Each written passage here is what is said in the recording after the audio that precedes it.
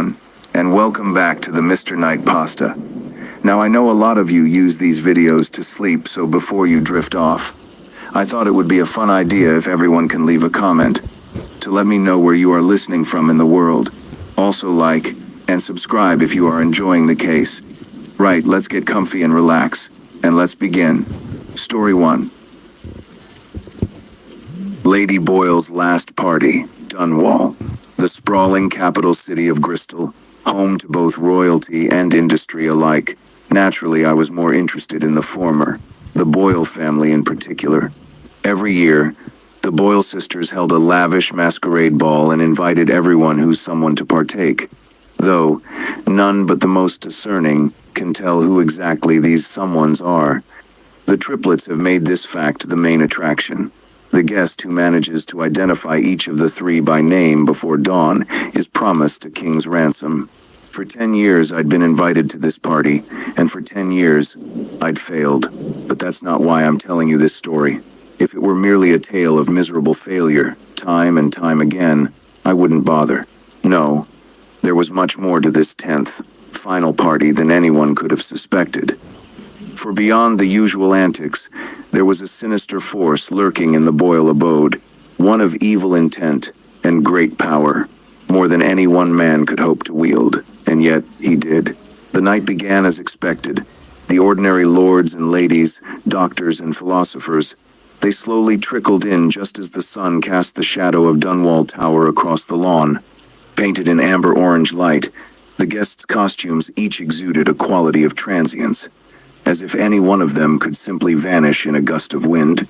The exterior of the mansion was white stone, pure as snow and smooth as porcelain. The grand entryway was preceded by a set of stairs, carved from similar stuff, and flanked by 2 guards. Each was armed with a shining sword and pristine pistol. The city guardsmen stood tall and proud, even when relegated to such a menial task as checking partygoers' invitations. The manor's interior was bright and vibrant, bursting with the pastel hues of carefree nobility. Lit by the flame of whale oil lamps, the walls stood at least 20 feet tall, draped in fine banners of silk and linen. A vast table, feast-laden and springing with champagne, overtook the foyer. A hog, roasted whole, served as the centerpiece. Every delicacy one could imagine surrounded it. Smoked hare, steamed eel, fillets of whale piled high on silver plates, bouquets of the freshest, most exotic fruit the city had seen. One table had a fisherman's yearly wage laid out upon it, and that was only the start. Guests pooled in the foyer and surrounding smoking rooms, eager for the full roster to arrive. Men strode across the floor with command, concealing their faces with masks resembling wolves, ghouls, rats, and the like. Ladies would glide with refined elegance, adorned with masks like dolls' faces or ornate tribal masks. Some were even crafted in the likenesses of insects. Each was unique, and most served to reflect the soul of its wearer. As each guest arrived, the din grew in volume. Food was tactfully portioned and consumed so as to not reveal the consumer. Wine was imbibed in great quantity and later spilled in lesser amounts.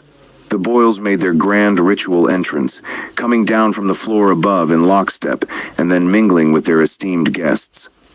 All standard fare for the occasion. By the first hour, most identities had been determined by most others, aside from the Boyles themselves, and one other. I hadn't noticed him come in with the rest, and he didn't seem to be especially sociable. His mask was unlike any other there. Steel shone a dull silver, marred and dented. The face beneath it was wrapped with a coarse, dark cloth. The rest of him was kept under a hooded overcoat that looked as if it had been fished from the river. His entirety was threadbare and battered, and reeked of sweat and copper. I ignored the man, and engaged in yet another thrilling conversation with Dr. Ramsay, discussing the prevalence of whale oil in supposed cure-all ointments. To this day, I don't believe a word about it, but this was the time to humor him. We talked for 10 minutes or so, then I politely excused myself to the foyer for a drink. That was where I met the waifish yet lovely Miss Ella Triss. She had dressed rather conservatively that night, having evidently fallen on hard times. I suspect she may have arrived only for the victuals, perhaps a valuable item that wouldn't be missed by its owner.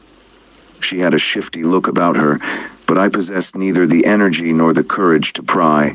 Fortunately, or unfortunately, a commotion saved me from embarrassing myself. As I moved to pour a glass, a gunshot rang from the courtyard. I peeked through a window to see that the steel-clad stranger had bested Lord Montgomery Shaw in a duel. I had never known a more skilled duelist than him, and yet the stranger delivered one sharp shot to Shaw's midsection, killing him on the spot. Everyone on the grounds gathered around the fallen lord, whispering of both the stranger's skill and their detest for the unfortunate who faced him. Once the crowd thinned a bit, I searched for the stranger to deliver congratulations, for I had no more use for Shaw as I had for any pantry vermin. But he was nowhere to be found. Somehow he'd slipped by my vigil, and once again infiltrated the mansion. I thought nothing of it until late into the night, when it came to the majority's attention that one of the Boyle triplets had vanished from the party. There were theories of a tryst set between the Boyle and a guest prior to the function, or she had simply retired to her chambers before the night had officially reached its conclusion. Maybe something as mundane as a bad oyster, though unlikely at such an event as this. Yes, there were many theories making their way through the crowd that night, but one I was partial to was a spontaneous retreat by the Boyle with the stranger in tow. She was taken by his martial prowess and mystical air, and just had to have him to herself. A simple explanation with a scandal in the mix. The perfect solution to the mystery we were faced with. But as I would eventually find, every one of us was wrong. The remaining sisters seemed to shrug this news off as if it were reports of heavy rain. Apparently, this sort of thing wasn't uncommon for that particular Boyle. At the time, I took this as a clue, for one of the three was rumored to be something of a romantic vagabond. With only 2 sisters in the game, the bounty would be easy pickings. I only needed a clue, one small tell, to determine who was who. Even something so insignificant as which hand held the cup or which leg was favored could have been my ticket to untold wealth. Unfortunately, I would not get the chance at this wealth, for an even greater mystery presented itself soon afterward. Not 5 minutes after the first of the Boyles had made her escape, the second followed suit. Again, there was no trace of her, nor of the stranger who had shot down Shaw. By now, the inquisitive musings of the party had turned to concern, less for the Boyles' well-being, and more for the prize. Our chances of guessing correctly had just gone from a 50-50 shot to a third, which displeased many of those in attendance. The remaining Boyle triplet assured us that she would get to the bottom of these disappearances, and made for the basement kitchen to consult the staff. The gala pressed on, though overshadowed somewhat by recent events. The guests, who hadn't yet succumbed to the sweet nothings of champagne, were talking amongst themselves, spouting drivel of having been shortchanged or otherwise duped. I was no exception. Having provided my expanded explanation of one very lucky attendee, I had thought that the triplets' absence was a momentary setback to an otherwise flawless event. But some time passed, maybe another half hour, and the last Boyle still had yet to return from the basement, and the stranger had yet to show his mask once again. Surely the better part of an hour was enough time to satisfy the 3 of them. God, what a fool I was. The party eventually petered out, and many guests departed before the sunrise. Having abandoned any hope of claiming the prize, they left in 1s and 2s. Soon I was the only remaining guest, and once the sun's aura crested, I too lost faith in the contest's integrity. And so I left for my own home, defeated once again. The only difference being the nature of my defeat. The following days were a flurry of death and woe, brought about by the hand of that stranger. Chaos spread across the city like wildfire. He quickly garnered a reputation and a title to match, the masked felon. I don't know what made him take interest in the Boyles, but I'm glad I lived to tell of his doings. A survivor of Lady Boyle's last party, I hope this story will serve as a warning to those who might cross paths with him, whether in a darkened corner of the harbor or the very lap of luxury. Stay vigilant, stay safe, and long live the Lord Regent. Story 2, Tom's or John's or Steve's or Mike's friend. The house was lit up inside and out. A 10-foot tall Santa stood moored to the front yard, inflated, and lit up from within. He was surrounded by a ring of 24-inch wooden elves, each one raising both arms skyward, as if they were worshipping this guy who wore a strange red getup, trimmed out in white fur, who stole into people's homes in the dead of night. He must have been in cahoots with the man who drove the ice cream truck in the summer, or some creepy guy in a white panel van who cased neighborhoods for unsuspecting children. How could this red-dressed giant know where all the children lived? But here he was, enshrined on the front lawn of the party house. Of course, Santa wasn't just for children. The front door was open behind the glass storm door, and the glow of Christmas lights, porch lights, kitchen, and living room lights splashed all over the walkway to the porch, inviting just about anyone at all, inside. The light and all the bodies promised warmth, friendship, good cheer, food, and drink. Indeed, mice and predators alike wanted to find a special place inside. The Uber driver dropped me off when I indicated I had found the right house. I had to explain that I typed the address in wrong, and sweetly asked if he could just drive on a little bit more to get me to where I needed to go. And I promised cash. He agreed. So simple. I found a lively house, and was on my way up the drive to the front door. People entered just before I did, and they didn't ring the bell. The party was in full swing where guests wandered in, and I did too. Over the years, when I made my way into someone's home, I would say I was John's or Mike's or Steve's or some other common name's friend. This time, I was going to be Tom's friend. My name was usually Jennifer or Stephanie or Melissa. Tonight I was going to be Susan or maybe Karen. Probably Susan. Some years I could be in someone's house for a good 90 minutes before anyone realized no one there knew me. The key was finding the right party. Lots of people, lots of square footage. This year, I entered the home on the heels of the people I had followed up the driveway. I took off my coat, leaving it on the floor behind an occasional chair. The importance of not having to search through a heap of coats on the host or hostess's bed could not be stressed enough. First stop was always the food table. A plate of food signified belonging, comfort, being in someone else's home. Basically, a plate of food said, "This person is known by someone here, friendly, and a non-threat." Soon enough, someone approached me while I was putting some cookies on a Christmas plate. "Hi, wait, don't tell me. Are you Katie? You work with Jan at Dr. Jacobson's office?" I would love to tell you yes, but I'd be lying. "I'm Kim. I work at the Lancome counter at the mall. You may have seen me there," I answered, giving a warm, friendly, always friendly, disarming smile. When someone thought they recognized me, I had to divert them and give them a different path.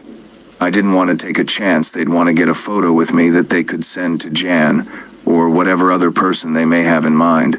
"So how do you know Tim and Barb?" asked the woman who thought I was Katie. "Oh, I don't. I'm Tom's friend," I answered. "Ah, gotcha. Well, I just wanted to tell you that I love your outfit," she said, and began to pinken with the embarrassment of mistaking me for someone else. "Thank you," I said, because it was always important to acknowledge the compliment, and to be humble too. "You know," I confided with the woman, "you're not the first person to tell me I look like someone they know. I must have one of those faces." The woman's countenance seemed to brighten with my admission. The reprieve gave us both permission to fade into our respective parts of the evening's background. With a plate of food, not too much, not too little, I roamed into the great room and looked for a group of people standing together, deep in conversation. The deeper the conversation, the less they paid attention to a random person joining them. They were commiserating on the escalating cost of car repairs and the pros and cons of this or that dealership who did or didn't provide a car as a loaner, while the vehicle was being repaired or not repaired because, the escalating cost of car repairs. When there was a natural break in the conversation, I moved on to another group deep in discourse. This group discussed the escalating cost of veterinarian fees, and then I heard exactly the person I had come to this party to find. Everyone has a friend who is completely lovely. The friend is usually a female, someone kind, with a big heart, someone with a laugh, signifying they are always and only laughing with you. Someone who would drop everything to whip up a casserole because they heard you had COVID. Someone who talks you down from the ledge, because do you really need to drop $300 on that knitted hat when you both know they had the same one at TJ Maxx for $35? This wonderful friend, however, has the worst taste in a partner, usually a male. Who is the male of the duo? Loud, boisterous, blustery, barrel-chested.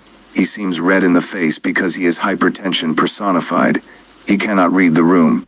He insults everyone within moments of meeting them because if a thought enters his head, he is compelled to broadcast it. His parents love him, and that poor, dear, and darling woman loves him, and everyone hopes his kids are nothing like him. Everyone assumes he must have some redeeming quality. Otherwise, how was he able to ensnare his delightful life partner? I heard him first, then, sure enough, there he was in all his glory. He sucked up all the oxygen in the room.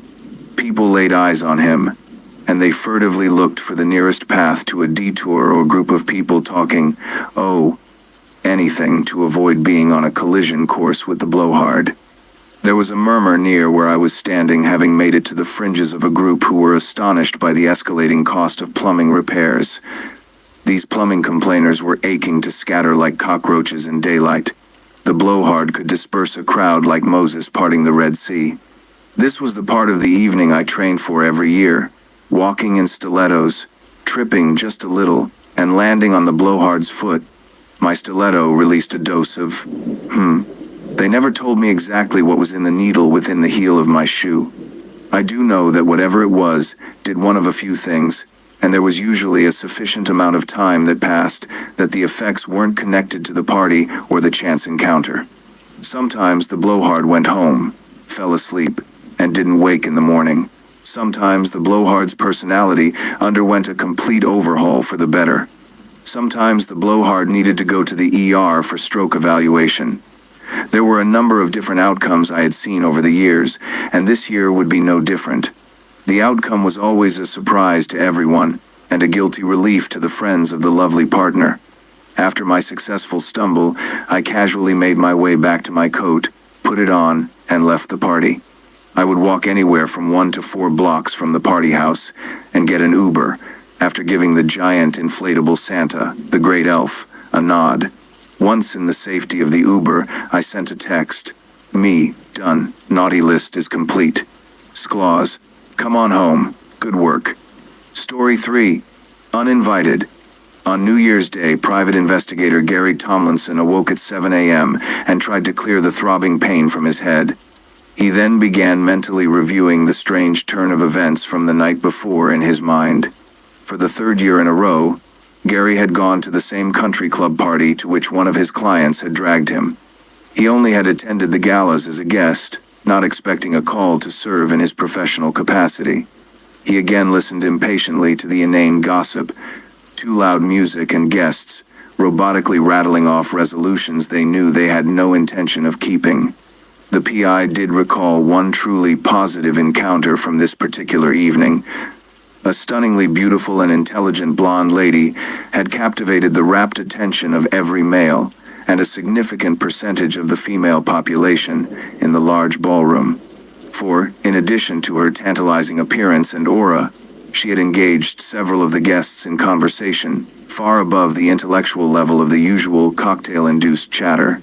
Despite their continuing fascination with her upper echelon appearance and rapier-like wit, no one at the gathering could identify her or determine who had invited her to the exclusive soiree. Then, as the evening began to wind to a close, 3 ominous-looking men dressed in black from head to toe appeared out of nowhere and started whisking the mystery guest out of the room.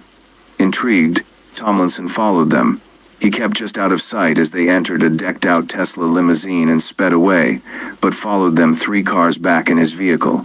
It seemed like the blonde bombshell had not just coincidentally appeared at the party, and the fact that her escorts popped up out of nowhere added to his suspicions. Just as he closed to within spitting distance of their car, one of the men opened a window and aimed what looked like a .357 Magnum in his direction. He swerved slightly and ducked at the bullet grazed his head. "Who are you and how did you get into that party?" he shouted. "We have decided to make it slightly less exclusive," the head gunman yelled back. "Our female colleague came here to stake a claim." "Back off. We have an assignment, and if you interfere any further, we will terminate you immediately." Despite giving his client a free ride on his usual fee, Tomlinson's curiosity kicked into overdrive, and his sense of self-preservation took a back seat as he moved closer to the men. He could always collect later, after they filled in the details of the mysterious mission led by this stunningly beautiful and intelligent female. Before he had time to weigh all his options further, the driver of the van slammed on his brakes, almost causing the PI to rear-end them. They swung the door of his car open, grabbed him, tied him up, blindfolded him, and threw him into the back of the van, which then sped away down the street and onto what sounded like a major multi-lane highway. After driving around for about an hour, the van stopped in front of a rundown motel, and his captors dragged him up to the second floor before throwing him onto the bed and removing his blindfold and the ropes that bound him. The blonde now stood in front of him, dressed in a skin-tight leather outfit. Tomlinson shouted, "Why did you and your henchmen bring me here? Why did you crash a private party, and what game are you playing?" "Enough of this insolence," the blonde replied. "I am Zelda, mistress of the Silver Global Gaming Cartel. You stand in the way of our plan for total international domination of the field." "You have absolutely nothing with which to bargain," the blonde shouted. "We have all the chips on our side, and if you do not follow our rules, it will result in the endgame for you." "I do have much to offer," the hostage replied. "Have your men take me back out to their van, and I will lead them to a place where I will show you real bargaining power." The three mysterious men then roughly loaded their captive back into the van. Following Tomlinson's directions, they rode around for about an hour, along many darkened local streets, and back onto a major highway, before entering the parking lot of one of the most gaudy-looking buildings they had ever seen. The structure looked to them like an oversized pinball machine. The detective used an app on his smartphone to open the door of the building by activating what looked like a supersized electronic game flipper. To the surprise of the three henchmen, four robotic creatures wielding huge paintball guns charged from four side doors in the weird building. "Don't underestimate the firepower of their guns," the PI shouted. "They can wipe you all out with one squeeze of their triggers." With that, the robotic creatures led each of the henchmen into what looked like a convoluted section of an electronic game. Then Tomlinson pushed a button on his smartphone, and each of the three men was forced along a path until they stood before a huge sign reading, "Game Controller Champ, 1 million points." Then the entire pinball machine lit up, and they all found themselves standing on a huge, glitzy stage. From another side door, a larger robotic creature led the blonde bombshell, now blindfolded and tied up, to the center of the stage. A man who looked like a 1960s game show host then appeared in the center of the stage.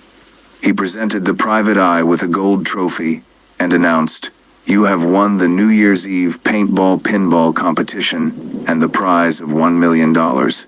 He ordered Zelda freed and declared, "For 3 years your team has secretly plotted a plan to capture the crown by cheating at the game I invented. You see, I am more than a simple private eye. All your troubles have earned you no more than also-ran status. You are lucky to escape with your lives." The curtain then closed on the presentation as Old Lang Syne blared from speakers on the sides of the stage. Story 4. The Tiger's Claws. "Are you surprised to learn that the infamous Tiger is a woman?" Mai asked.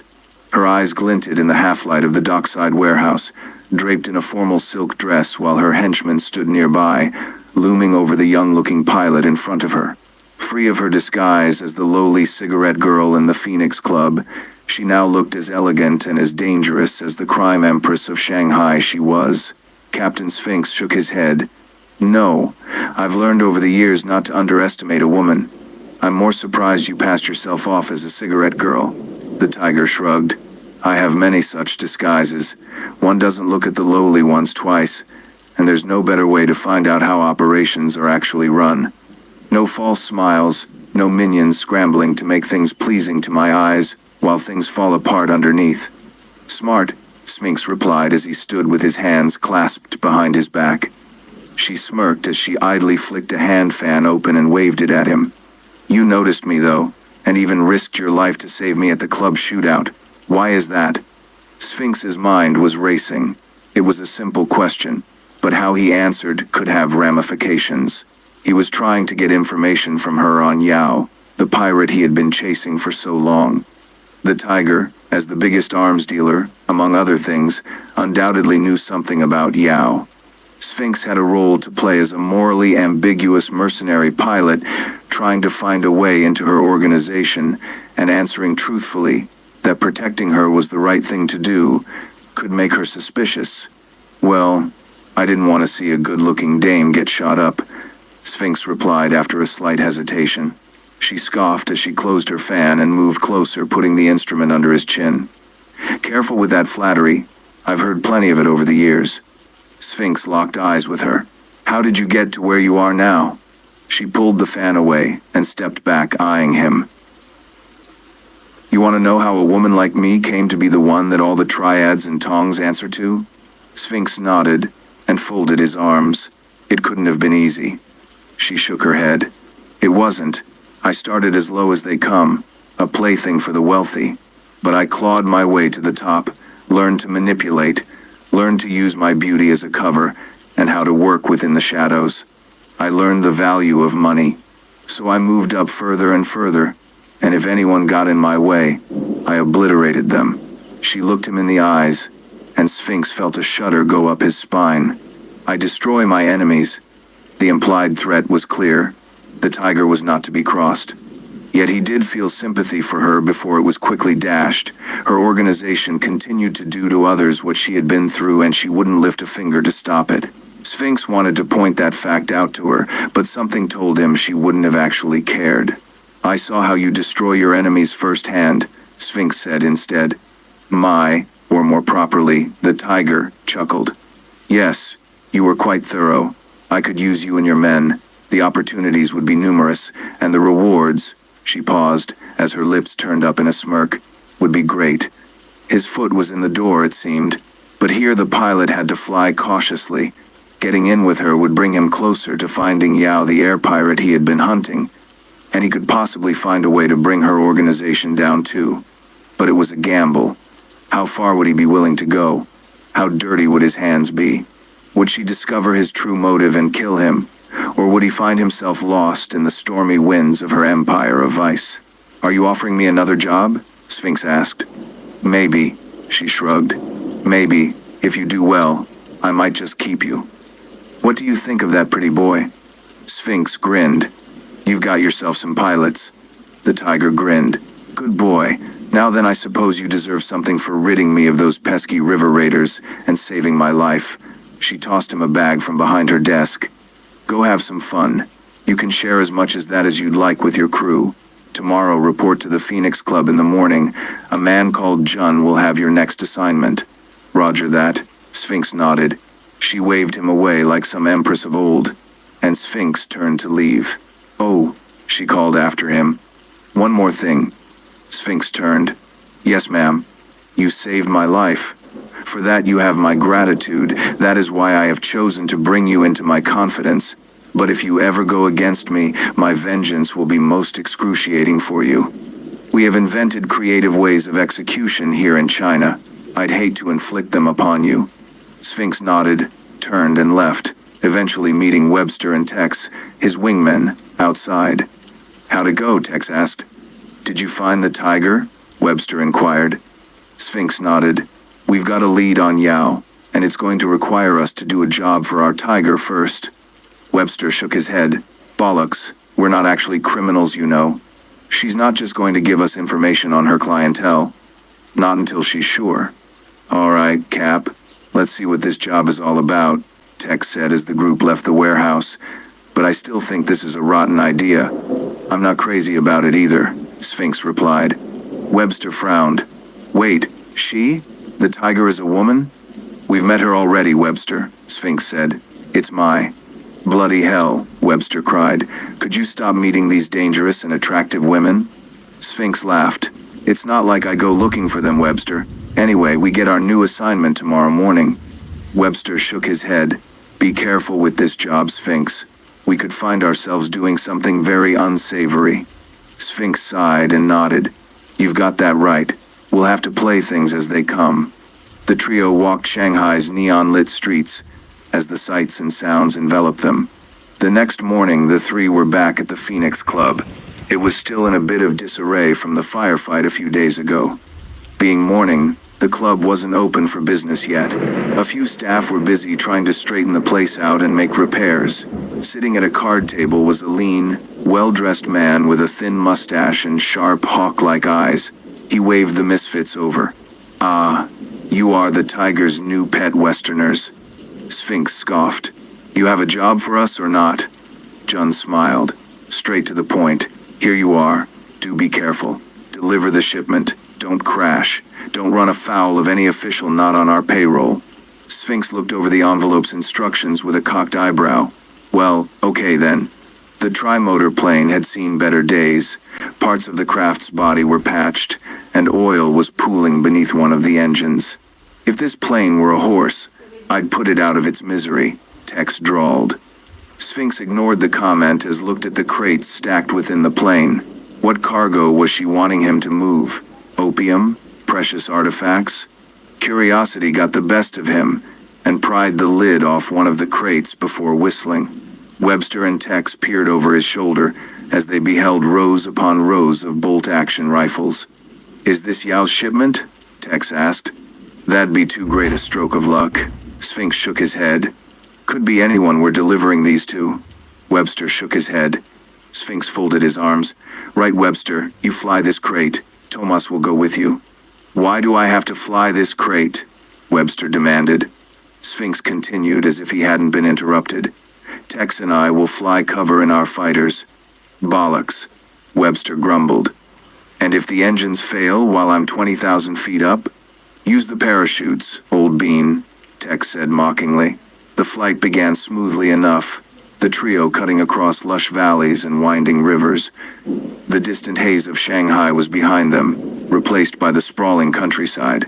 Below, villages dotted the landscape, their inhabitants oblivious to the nature of the aircraft above. All they had been given was a set of coordinates, and told to deliver the crates out in the open. It seemed like a setup. The rickety cargo plane didn't help matters. Or perhaps this was another of her little tests. As they flew on, Sphinx's keen eyes narrowed, as he saw all too familiar plumes of smoke and dust billowing from the ground. Artillery. The stench of smoke and death were heavy in the air, but as they flew, Sphinx could see it. A battle. One group of me were firing along a partially destroyed stone wall left over from days gone by, while another attempted to storm the barricade. An armored car was firing a machine gun-mounted turret at the wall defenders while dodging mortar shells. "Ah, cripes," Sphinx shouted. He keyed his radio. "We're in the middle of a battle between the nationalists and the communists." Webster banked the plane over the ongoing battle just as a stream of tracers missed the decrepit plane. "Webster, drop the crates and let's get out of here," Sphinx shouted. "Keep their attention away from me," Webster replied. Tex and Sphinx dove and pulled up, drawing fire from the trigger-happy troops below. At least both sides below were too preoccupied with killing each other to concentrate on us, Sphinx thought. Crates of weapons and ammunition fell from the aircraft to crash below, up for grabs on whichever side could get to it first. Sphinx throttled up as a few rounds punched holes in one of his wings. His hawk shuddered but stayed on course. Quickly, the young pilot grabbed his handset. "Report in." "Got a few holes, but I'm not hit," Tex yelled. "Oh, we're just peachy over here," Webster grunted. "Engine number 3 has stopped turning, but I think that was about to give out anyway." Sphinx sighed in relief. "I'm going to have a word with Miss Tiger when we get in. No one puts my misfits into danger." It could have been a lot worse, but luck had held. Cover be damned. Even if it cost him his best lead in catching Yao, he wasn't going to let this slide. As he flew over the hills and into the night, the sounds of battle still roaring behind him, Sphinx began to sweat. Would he live? Was he over his head? He had trouble thinking of deeper danger he had ever been in than now. Story 5. Broken. Ben decided today that he was going to commit murder. Last night, he could not fall asleep until he came to that conclusion. In his mind, there was no other way to get control of his life. Ben, a senior in high school, was only 18 years old and full of impulses and hormones that he was still working on controlling, even after years of therapy. Ben went into the garage where his stepfather kept all his hiking gear and found a 15-inch Bowie knife, which he put in his school backpack. He went back inside his house, where his mother was making breakfast. Ben went directly to the fridge and got some milk out to make himself some cereal without giving much attention to what his mother was making. He sat at the table and started eating his cereal like any typical day. He knew he had to act his usual self so no one would notice anything different. Without turning around to look at her son, Irene knew something was different with Ben. It was not bad, but she felt it was not good either. He walked differently. It was not aimless. He had a purpose. The last time this happened, he needed to go to the hospital for a gastric suction, followed by a very long time in a mental health facility. Irene did not say anything. She remembered the therapist's words to give Ben his space and trust that he would come to her if he were struggling like before. But the worry was eating her from the inside. She tried to push the negative thoughts away and focus on making breakfast. As the morning sun filtered through the kitchen window, Ben mechanically scooped spoonfuls of cereal into his mouth. His unfocused gaze was fixed.